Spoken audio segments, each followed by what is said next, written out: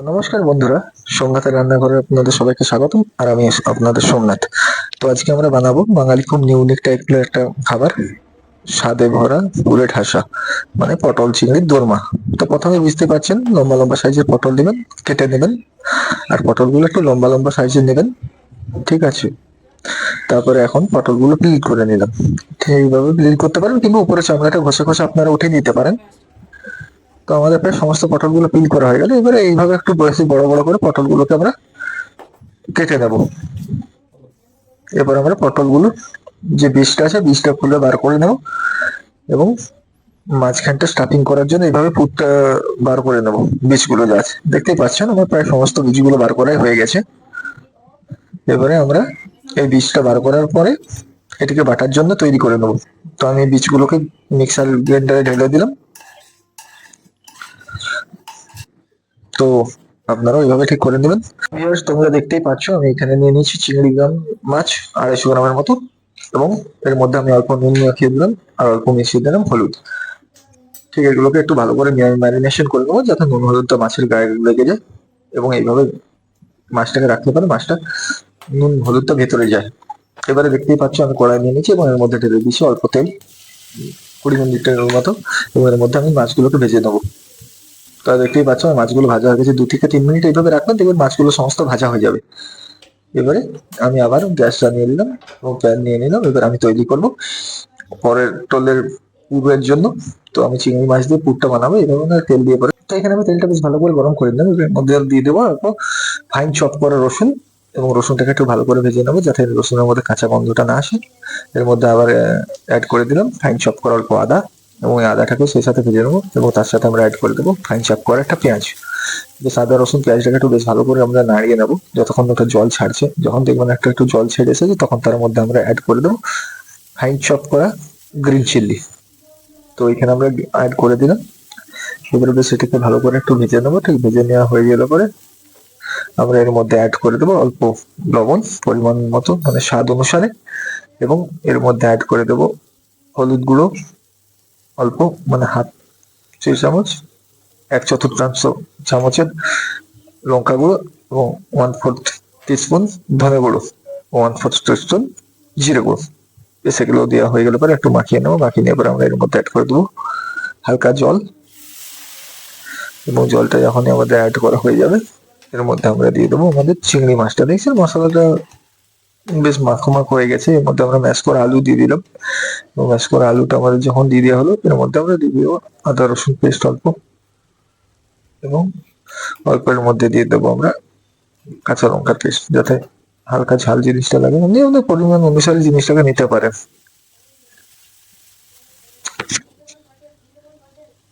তো আমরা এবারে চিংড়ি মাছটা ঢেলে নেবো মশলার মধ্যে, এবং মশলার সাথে ভালো করে চিংড়ি মাছটা আমরা মিশিয়ে দেবো, এবং চিংড়ি মাছটা ততক্ষণ ইয়ে করবো। এখন আমরা একটু করে ঢেকে দিলাম।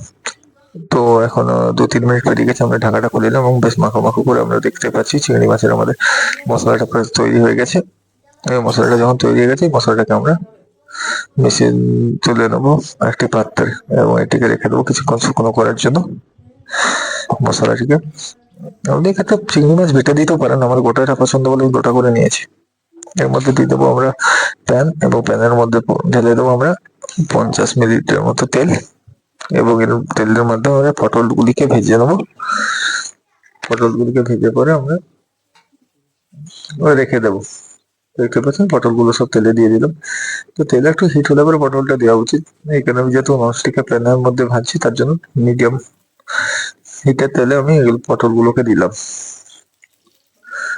তো আমার পটলগুলো দেখতে পাচ্ছেন ভাজা হয়ে গেছে, এবং সম্পূর্ণ ভাজা হয়ে গেছে বলে আমরা এটাকে তুলে নিচ্ছি।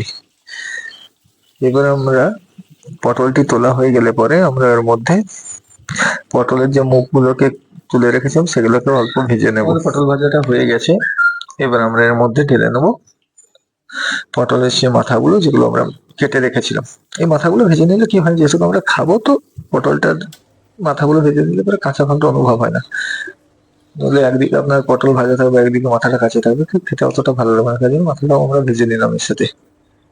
এবার আমরা পটলের দোরমার গ্রেভিটাকে তৈরি করে নেবো। তো আমরা গ্যাসটা জেনে নেবো, এবং এর মধ্যে কড়াই দিয়ে দেবো, আর কড়াইয়ের মধ্যে দিয়ে দেবো আমরা 50 মিলিলিটার মতো সর্ষের তেল। এবং তেলটি গরম হয়ে গেলে ওর মধ্যে আমরা দিয়ে দেবো 1 থেকে 2টো শুকনো লঙ্কা ভেঙে, এবং তার সাথে আমরা দিয়ে দেবো অল্প মৌরি এবং অল্প জিরে। এগুলো ভালো করে ভাজা হয়ে যাওয়ার পর আমরা এর মধ্যে অ্যাড করে দেবো সেই পটলের আদা রসুনের পেস্ট যেটা আমরা বানিয়ে রেখেছিলাম। এবং আদা রসুনের পেস্টটাকে একটু ভালো করে আমরা ভেজে নেবো যতক্ষণ না সেটার মধ্যে জল ছেড়ে দিচ্ছে এবং উপরে তেল আসছে। তো দেখতেই পাচ্ছেন তেল এসে গেছে, এবং এর মধ্যে আমরা মিলিয়ে দিলাম পটলের বীজ যেটা আমরা পেস্ট করে রেখেছিলাম সেই বীজের পেস্টটা। পটলের বীজের পেস্টটা আমরা ভালো করে আদা রসুনের সাথে মিলিয়ে নেবো এবং এটিকে ভাজতে রেখে দেবো ততক্ষণ পর্যন্ত যতক্ষণ না এটির উপর দিয়ে জল আসে। তার জন্য আমরা কিছুক্ষণ ঢেকে দিলাম, এবং এখন 2-3 মিনিট হয়ে গেছে। আমরা ঢাকনা সরিয়ে নিলাম এটা, এবং একটু বেশ ভালো করে এটিকে আমরা নাড়িয়ে দেবো। তো এটা দেখতেই পাচ্ছেন প্রায় অনেকটা ভাজা হয়ে গেছে, তার জন্য থকথক ভাব চলে আসে। এর মধ্যে আমরা একটু মশলা মিলিয়ে নেবো, দিয়ে দেবো স্বাদ অনুসারে লবণ, আধা চা চামচ হলুদ গুঁড়ো, অর্ধেক চা চামচ লঙ্কা গুঁড়ো, অর্ধেক চা চামচ জিরে গুঁড়ো, অর্ধেক চা চামচ ধনে গুঁড়ো। এবং এটি যখন দেওয়া হয়ে যাবে আমরা এটিকে একটু মশলাগুলোকে বেশ ভালো করে মিলিয়ে নেবো। আর দেখতেই পাচ্ছেন পরিমাণ মতো অল্প চিনি দিয়ে দেবেন, তাহলে কি সব বাঙালি খাবারের তো একটু মিষ্টি ভাবটা থাকার দরকার, সেজন্য অল্প চিনি মিলিয়ে নিলেও আপনারাও সেটা হিসাবে চিনি মিশিয়ে নেবেন। আমরা বেশ ভালো করে মশলাটিকে একটু মাখিয়ে নিচ্ছি এবং মশলাটাকে ভেজে নিচ্ছি যাতে মশলাটার মধ্যে কাঁচা কাঁচা গন্ধ না আসে। আর দেখতেই পাচ্ছেন যখন একটা ভাজা হয়ে গেছে এর মধ্যে আমরা একটু জল অ্যাড করে দেবো। জল অ্যাড করে নিলে কি হবে, মশলাটি নিজের মধ্যে গুলে যাবে এবং নিচে লাগবে চান্স অনেক কম থাকবে। তো দেখতেই পাচ্ছেন আমাদের মশলা অনেকটা হয়ে এসেছে। আমরা তাও একবার ঢেকে দিলাম এটিকে কিছুক্ষণের জন্য। তো দেখতে পাচ্ছেন মশলাটা ভালো করে ভাজা হয়ে গেছে এবং উপর থেকে আপনারা দেখতে পাচ্ছেন তেল চলে এসেছে। এবং ঠিক এইরকম অবস্থায় আমরা দিয়ে দেবো দই 3 চা চামচের মতো, এবং দই দিয়ে বেশ ভালো করে দইটিকে মশলার সাথে ভালো করে মিশিয়ে নেব। দইটিকে ততক্ষণ মিশাবো যতক্ষণ না পুরোপুরিভাবে মশলার সাথে দইটি মিশে যায়। তো দেখতেই পাচ্ছেন আমরা এখানে দইটা মিশিয়ে নিয়েছি। দই ঢালার আগে আপনারা চাইলে দইটিকে ফেটাও দিয়ে দিতে পারেন। ফেটে দিলে কি দানা দানা ভাব যেটা দেখা যাচ্ছে সেটা অতটা থাকে না। এবার আপনাদের যেভাবে ভালো লাগবে আপনারা ঠিক এইভাবেই করবেন। তবে দইটা অদ্বিতীয় অবশ্যই এর মধ্যে অ্যাড করবেন। এবার আমরা এর মধ্যে অল্প দিয়ে দিলাম চিংড়ি মাছ যেটা আমাদের ছিল, আর অল্প গরম মশলা দিয়ে দিলাম।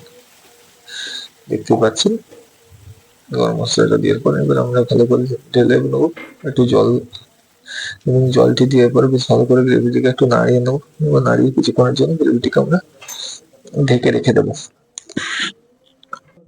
এখন দেখতেই পাচ্ছেন গ্রেভিটা বেশ ভালো করে তৈরি হয়ে গেছে। তার মধ্যে আমরা একটু ভালো করে বেশ নাড়িয়ে নেবো গ্রেভিটাকে। মানে এখন আমরা গ্রেভির মশলাটাকে ভালো করে একটু কষে নিচ্ছি। আপনাকে এই গ্রেভির মশলাটাকে প্রায় 10-15 মিনিট ধরে ভালো করে কষিয়ে নিতে হবে। কষিয়ে নেওয়ার পরে যখন দেখবেন উপর থেকে তেল চলে এসেছে তখন ওর মধ্যে আপনারা জল অ্যাড করে দিতে পারেন। দেখতে পারলেন আমি হাফ কাপের মতো জল অ্যাড করে দিলাম এবং গ্রেভিটিকে কিছুক্ষণের জন্য আবার ঢেকে রেখে দিলাম ফোটার জন্য। তো এই ফাঁকে আমরা পটল নিয়ে নেবো এবং পটলের মধ্যে পুর ভরে নেবো। তো দেখতেই পাচ্ছেন ভিউয়ার্সরা আমরা পটলের মধ্যে কিভাবে পুরটাকে ভরে নিচ্ছি। ঠিক এভাবে আপনারা পুরটা ভরে পরে মাথাটাকে ঢাকা দিয়ে দেবেন। আমাদের প্রায় সমস্ত পটলের পুর ভরা হয়ে গেছে এবং পটলটি রেডিও হয়ে গেছে। তো ভিউয়ার্স এইভাবে আপনারাও পটলগুলোকে পুরো ভরে নেবেন। তো দেখতেই পাচ্ছেন আমাদের গ্রেভি রেডি হয়ে গেছে, উপর থেকে যেহেতু তেল ছেড়ে দিয়েছে। এবার এই গ্রেভিটাকে একটু ভালো করে নাড়িয়ে নেবো এবং ওর মধ্যে আমরা সেই পটলগুলোকে অ্যাড করে দেবো যে পটলগুলো একটু আগে স্টাফিং করেছেন। একটু ভালোভাবে আস্তে সন্তর্পণের সাথে পটলগুলোকে নামাবেন, নইলে কি হবে পটলগুলো ফেটে যাওয়ার চান্সেস থাকে। এবং এটিকে সবসময় মনে রাখবেন যখন ফোটাবেন তখন হাই ফ্লেমে ফোটাবেন, যখন পটল দিয়ে দিবেন তখন ওটাকে মিডিয়াম ফ্লেমের মধ্যে ফোটাবেন। সেলে কি হয় পটলটি আপনার ভালোভাবে মশলা ঢুকে যায় এবং পটল ফেটে পুর আসার সম্ভাবনা কম থাকে। নাড়াচাড়া একটু কমই করবেন। তো আমরা এটা রেখে দিলাম একটুক্ষণের জন্য।